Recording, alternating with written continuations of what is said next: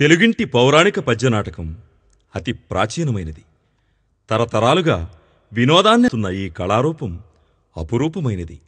తెలుగు ప్రజలకు ఇది గొప్ప వరం అని చెప్పుకోవచ్చు. ఎందుకంటే పలువురు ప్రఖ్యాత చలనచిత్ర నటీనటులు అప్పట్లో నాటకరంగం నుంచి వచ్చినవారే. తింటే గారెలే తినాలి, వింటే భారతమే వినాలి, చూస్తే తెలుగు పౌరాణిక పద్యనాటకాన్నే చూడాలి అనేంత గొప్ప వైభవాన్ని చున్న ఈ కళారూపం ప్రస్తుతం తన ఉనికిని కోల్పోయే పరిస్థితులున్నాయి. అనేక ప్రాచీన కళారూపాలతో పాటు పౌరాణిక జానపద కళలు అంతరించిపోతున్న తరుణంలో వీటిని పదిలపరిచి ఆడియో వీడియో రూపంలో భావితరాలకు అందించి స్ఫూర్తిని కలిగించేందుకు కృషి చేస్తూ ఉన్నారు శ్రీమాతా విశాఖపట్నం వారు.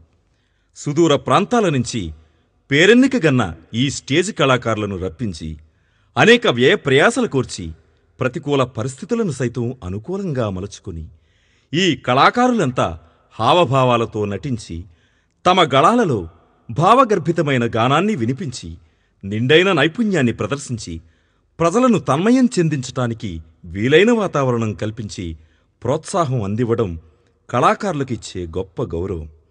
అంతేకాకుండా సగటు ప్రేక్షకులు స్టేజ్ నాటకాన్ని ఇంటి దగ్గరే కూర్చుని వీడియో సీడీల ద్వారా టీవీలలో చూసి ఆనందించటం కోసం ఈ వీడియో నాటకాన్ని చిత్రీకరించటం జరిగింది.